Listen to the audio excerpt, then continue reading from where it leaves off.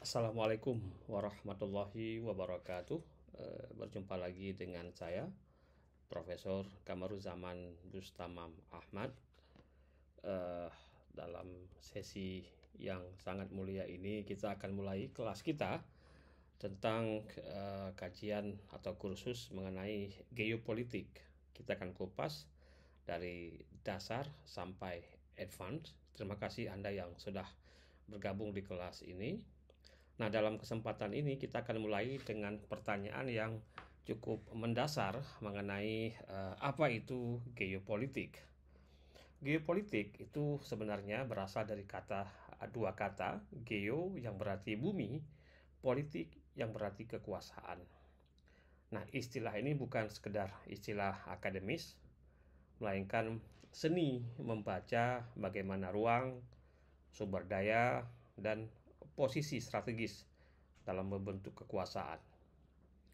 Sejak ribuan tahun lalu, ruang geografis yang telah menentukan nasib bangsa.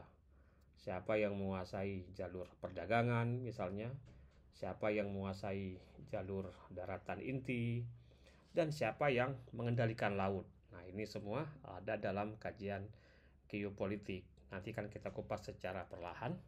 Nah, ini ada peta dunia di depan Anda semua. Dari peta dunia kita ada kompas juga, kemudian itu menunjukkan arah perjalanan. Jadi geopolitik sebenarnya mengajarkan kita satu hal penting, yaitu kekuasaan selalu berpijak pada ruang atau space. Nah, pemahaman inilah yang menjadi dasar bagi seluruh pembahasan kita dalam kursus ini. Kita lanjutkan. Nah, geopolitik tadi sudah saya sampaikan berasal dari dua kata, geo yang berarti bumi, politik yang berarti kekuasaan. Jadi geopolitik adalah ilmu yang menelaah bagaimana ruang geografis, baik letak, sumber daya, maupun posisi strategis dapat menentukan arah kekuasaan. Sejak awal, geopolitik lahir dari kesadaran bahwa bumi bukanlah ruang kosong atau ruang hampa, tetapi dia merupakan satu panggung perebutan kekuasaan. Setiap gunung, laut, dan jalur perdagangan punya arti strategis yang bisa mengubah nasib sebuah bangsa. Itulah sebabnya memahami geopolitik berarti kita mau memahami denyut kekuasaan dunia. Nah, di sini kita lihat bahwasanya geopolitik sebenarnya tidak berdiri di ruang hampa, tadi sudah saya sebutkan. Dia lahir dari pertemuan tiga dimensi yang saling berkelindang, yaitu fisik, kemudian ada politik, kemudian ada global. Nah, faktor fisik artinya apa? Geografi menentukan ruang gerak sebuah bangsa. Apakah ia negara kepulauan, negara kontinental, atau negara yang berada di jantung Eurasia misalnya. Demografi, yakni sejumlah atau kualitas penduduk, menentukan potensi tenaga kerja, kekuasaan militer, dan pasar domestik. Sementara sumber daya alam adalah modal. Jadi setiap tempat itu memiliki modal yang dapat menjadi berkah atau bahkan menjadi kutukan bagi negara-negara tertentu, tergantung bagaimana sumber daya tersebut dikelola. Yang kedua, faktor politik. Negara bukan sekedar entitas administratif, tapi juga instrumen kekuasaan, kebijakan luar negeri, strategi pertahanan, kemampuan elit globe politik dalam membaca peta internasional, dan menentukan posisi negaranya dalam kancah global misalnya. Nah, dalam studi geopolitik, aktor bukan hanya pemerintah, tapi juga korporasi multinasional, lembaga internasional, bahkan kelompok-kelompok non-negara yang sekarang disebut dengan non-state actor yang mampu mengubah keseimbangan kekuatan di suatu negara atau di suatu blok. Karena itu ini yang ketiga ini. faktor global. Dunia kini hidup dalam jaringan atau jaring interdependensi, saling ketergantungan. Hubungan internasional membentuk arsitek global atau bagaimana arsitektur global, tapi konflik selalu muncul di antara titik simpulnya. Jadi kalau kita lihat sekarang dalam dataran global, konflik, perebutan kekuasaan, sumber daya alam itu menjadi sesuatu yang tidak dapat dinafikan. Nah, kerjasama multilateral menjadi panggung diplomasi, orang saling mempengaruhi atau mengamankan kepentingan nasionalnya. Tapi di baliknya ada sesuatu atau selalu ada kalkulasi kekuasaan. Siapa yang memimpin, siapa yang mengikut, dan siapa yang harus ditinggalkan atau dikesampingkan. Ini menarik nih kajian geopolitik. Nah, yang selanjutnya adalah mengapa kajian geopolitik itu menjadi penting. Nah, ini pentingnya kenapa? Karena dialah merupakan kunci untuk membaca logika di balik peristiwa global. Nah, ini ada 3 yang kita tampilkan di sini yang membantu memahami konflik internasional. Setiap perang, setiap sengketa misalnya, setiap ketegangan diplomatik tidak muncul dalam ruang hampa. Semua lahir dari faktor ruang, siapa yang menguasai wilayah strategis misalnya, siapa yang mengendalikan jalur laut, siapa yang menguasai sumber daya vital. Ini yang selalu diperbutkan dalam studi geopolitik. Nah, yang kedua apa? Geopolitik menjelaskan rivalitas antar negara. Misalnya Amerika Serikat dengan Cina di Indo-Pasifik, sehingga Amerika punya kebijakan bagaimana menjelaskan tentang konsep strategi keamanan mereka di kawasan Indo-Pasifik. Kemudian Rusia dan NATO di Eropa Timur, bagaimana Rusia memposisikan diri di hadapan negara-negara di Eropa Timur. Bahkan perebutan pengaruh di Afrika dan Asia Selatan yang terjadi hari ini. Semuanya adalah cerminan pertarungan ruang dan kepentingan. Tanpa geopolitik, rivalitas, persaingan itu tampak seperti kekuasaan biasa. Jadi kita harus lihat apa di balik peristiwa-peristiwa besar secara global. Nah, dengan geopolitik kita bisa melihat struktur yang menopang dari persaingan global. Nah, yang ketiga apa? Geopolitik menjadi dasar strategi militer. Ini sudah serius. Strategi ekonomi misalnya, dan strategi diplomasi. Bagaimana negara memainkan perannya dalam pentas global, baik internasional dan regional.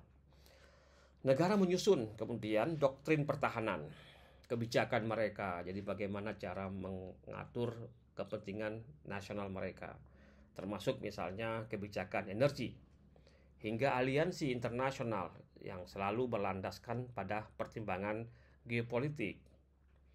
Armada laut dibangun bukan hanya untuk berlayar, tapi juga untuk menguasai checkpoint global. Kalau kita lihat hari ini di mana-mana itu tentara Amerika, base-nya ada di beberapa titik laut. Kemudian Cina juga sudah membangun kekuatan militer mereka. Nah, diplomasi tidak hanya soal pertemuan antar pemimpin, tetapi siapa yang mampu mengubah peta kekuasaan. Karena itu, inilah alasan mengapa geopolitik yang sedang kita pelajari ini bukan sekedar teori, melainkan alat vital, sesuatu yang sangat penting untuk memahami masa kini dan memproyeksikan masa depan. Nah, ini kita lihat sekarang di slide ke-6 kita. Sejarah dunia, ini kalau kita bongkar sejarah dunia itu adalah catatan panjang bagaimana ruang menjadi inti dari perebutan kekuasaan. Misalnya jalur sutra. Sejak ribuan tahun lalu, jalur perdagangan darat dan laut ini menjadi nadi yang menghubungkan Asia dan Eropa. Nah, ini siapapun yang menguasainya, artinya yang menguasai jalur sutra tersebut, tentu saja dia akan menguasai ekonomi dunia. Dan ini lebih dari sekedar perdagangan. Jalur sutra kemudian menjadi medium penyebaran yang tadi saya katakan bukan hanya masalah ekonomi, tapi juga agama, budaya, dan sampai pada ilmu pengetahuan. Yang kedua, Perang Dunia I dan II. Keduanya lahir dari perebutan ruang atau space. Dan ini menjadi kajian dalam bagaimana space dan sumber daya diperebutkan.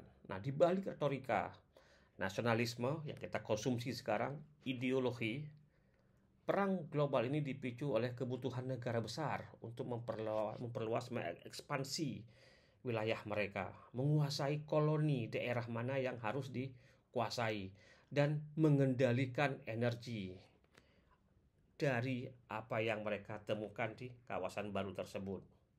Kemudian tank, pesawat, hingga kapal perang atau pesawat tempur menjadi simbol perebutan dari ruang yang very brutal ini. Kemudian ada yang ketiga, Perang Dingin. Ini antara Amerika dan Uni Soviet. Dia bukan sekedar pertarungan ideologi, melainkan perebutan ruang pengaruh global.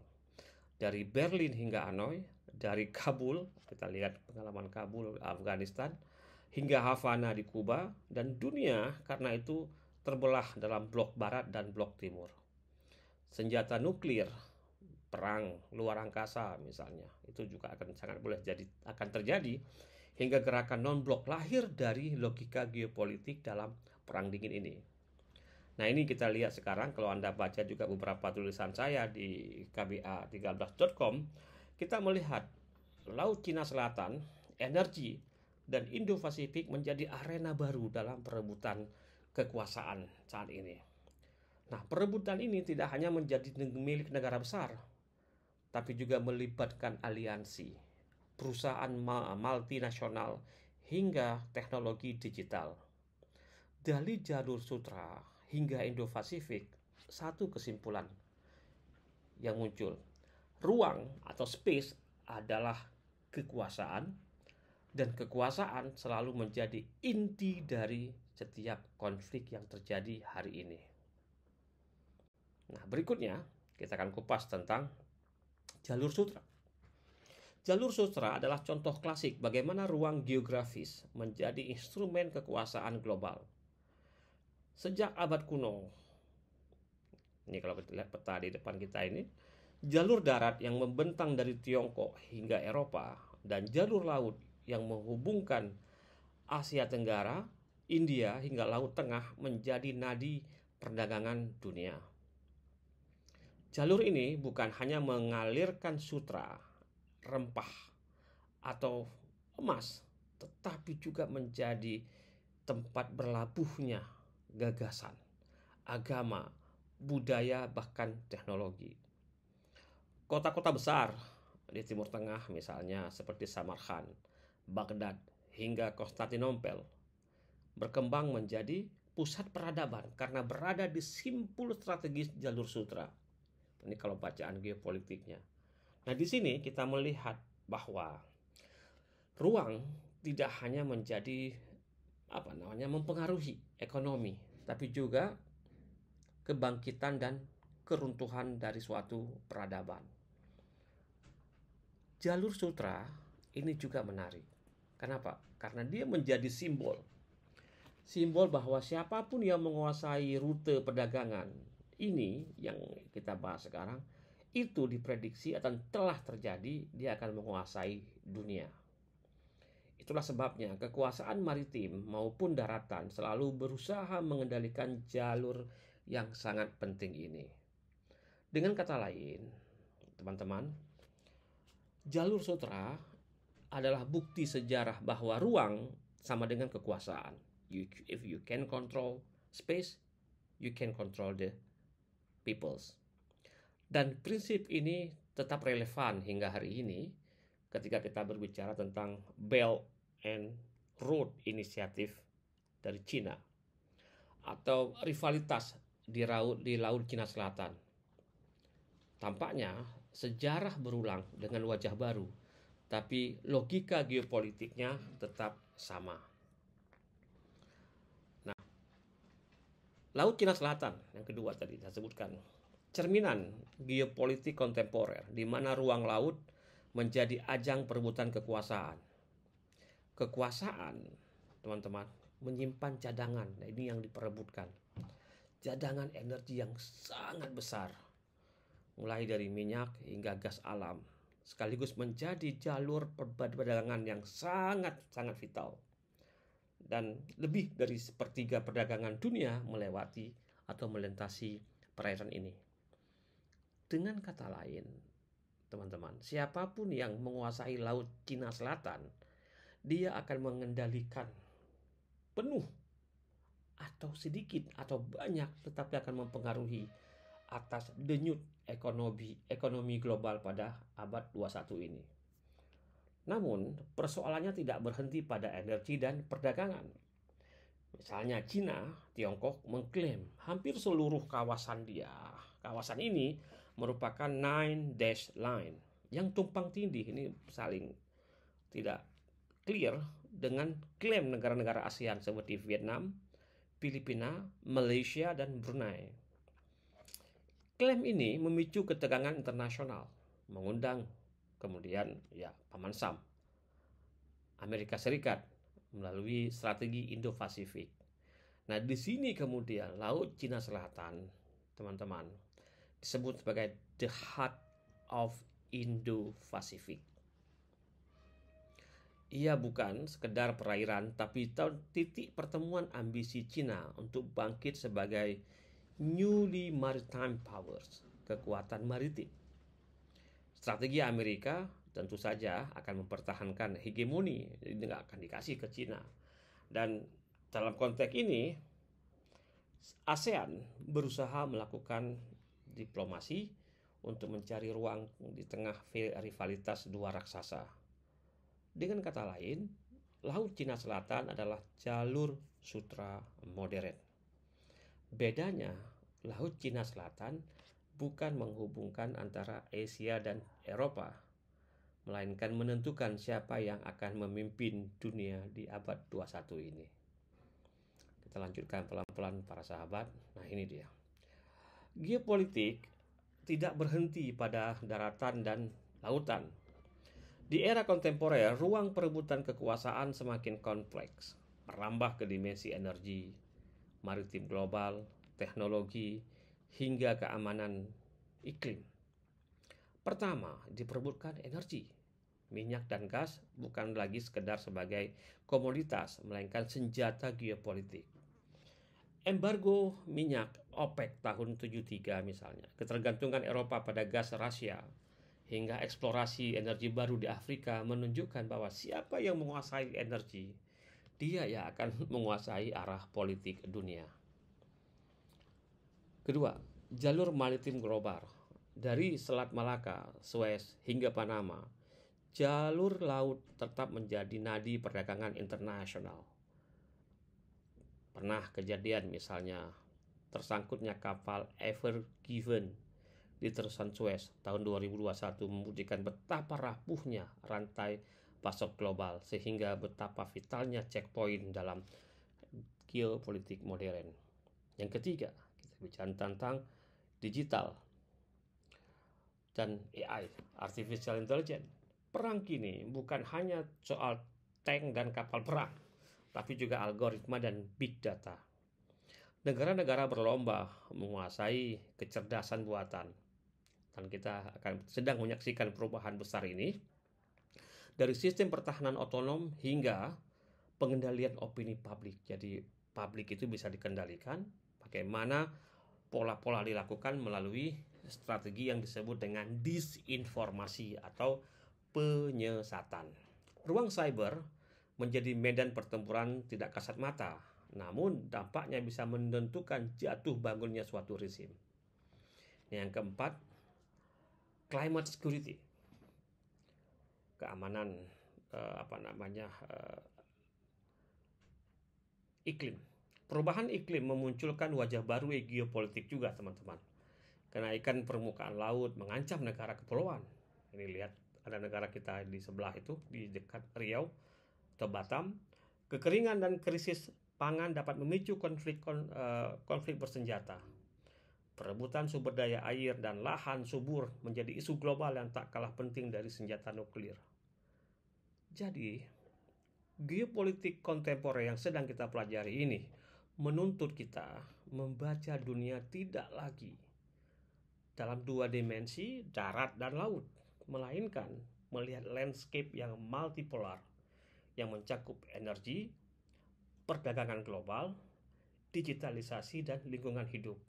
Nah, disinilah perebutan yang sedang kita lihat ini, yang tadinya itu land, ternyata juga tidak hanya land, tapi juga sudah masuk ke persoalan teknologi. Nah, ini kita lanjutkan untuk sesi ini. Diskusi kita yang sedang kita bahas ini memberikan satu perenungan yang cukup mendasar. Apa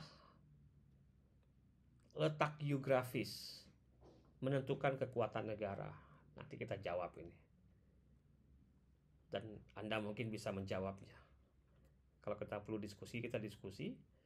Sejarah menunjukkan jawabannya iya. Inggris menjadi kekuatan maritim global karena posisinya sebagai pulau dengan akses ke Atlantik. Rusia membangun identitas sebagai kekuatan daratan karena menguasai jantung Eurasia. Cina bangkit kembali sebagai kekuatan dunia karena posisinya di jalur perdagangan Indo-Pasifik. Semua ini menunjukkan bahwa ruang geografis bukan sekedar peta, tapi dia menjadi satu fondasi strategi. Jadi kita tidak bisa menafikan bahwasanya kekuasaan akan land itu akan menjadi sangat cukup signifikan. Nah, ini dia lagi. Terus apa hubungannya dengan Indonesia? Negara kita, Indonesia itu ada di dua samudra, Hindia dan Pasifik, dan berada di jalur perdagangan paling vital, yaitu Selat Malaka. Posisi ini memberikan keuntungan sekaligus menjadi challenge dan tantangan. Dalam kelas ini kita lihat misalnya, di satu sisi, Indonesia bisa menjadi the center of logistik, pusat logistik, trade, perdagangan, diplomasi dan diplomasi Indo-Pasifik. Nah, di sisi lain, posisi ini juga membuat rentan. Kenapa rentan? Karena kita memang negara yang sangat fragile tentang bagaimana perebutan pengaruh antara kekuatan besar, baik China, Amerika Serikat, dan aliansi global. Pertanyaan ini, nih dalam kelas kita ini, tidak hanya akademis, tapi pertanyaannya menjadi sangat cukup signifikan ini. Apakah Indonesia akan memanfaatkan posisinya menjadi kekuatan penentu atau justru menjadi arena perebutan kekuasaan global? Ini kita lihat Indonesia, kita teropong Indonesia dengan geopolitik. Nah, nanti akan kita kupas pelan-pelan sampai nanti kepada kajian tentang geopolitik di ASEAN. Nah, diskusi inilah yang akan membuka jalan bagi para analisis lebih lanjut melihat geopolitik di Nusantara. Akhirnya, ini adalah akhir dari sesi ini. Kita memahami bahwasanya geopolitiklah seni membaca antara ruang dan kekuasaan sebagai kesimpulan. Dan geopolitik tidak hanya menjelaskan mengapa konflik terjadi, tapi juga membantu kita menafsirkan bagaimana negara-negara besar menyusun strategi. Nanti kan kita masuk pelan-pelan mengapa jalur perdagangan begitu vital dan bagaimana ruang atau space itu menjadi inti dari perebutan kekuasaan. Dalam sesi ini, geopolitik juga memberikan kita lensa teropong menafsirkan masa lalu, masa kini, dan masa depan. Kalau kita lihat dalam perspektifnya tadi Nusantara ya, masa lalu, masa kini, dan masa depan, apakah Nusantara atau Indonesia ini masih memiliki potensi secara geopolitik? Melalui geopolitik kita melihat bahwa sejarah tidak pernah netral. Selalu ada kalkulasi ruang, selalu ada logika kekuasaan di balik setiap peristiwa global. Namun perjalanan ini baru dimulai. Ini kelas kita baru dimulai. Terima kasih Anda telah bergabung, dan kita akan masuk secara pelan-pelan secara beberapa lesson berikutnya. Nah, nanti kita pada tahapan berikutnya kita akan mengkaji tentang teori politik klasik dari Mackinder dengan Headland, Spikeman dengan Rimland, dan Haushofer dengan Lambert-Fraun. Dan dari teori ini kita akan membangun fondasi analisis memahami dunia modern. Maka mari kita lanjutkan perjalanan intelektual ini. Karena memahami geopolitik berarti menyiapkan diri membaca dunia yang sedang berubah. Terima kasih, kita sudah sampai di ujung akhir dari lesson 1 ini tentang pengantar mengenai apa itu geopolitik. Kita akan ketemu lagi di session berikutnya tentang teori geopolitik klasik. Terima kasih para sahabat. Akhirul kalam. Assalamualaikum warahmatullahi wabarakatuh.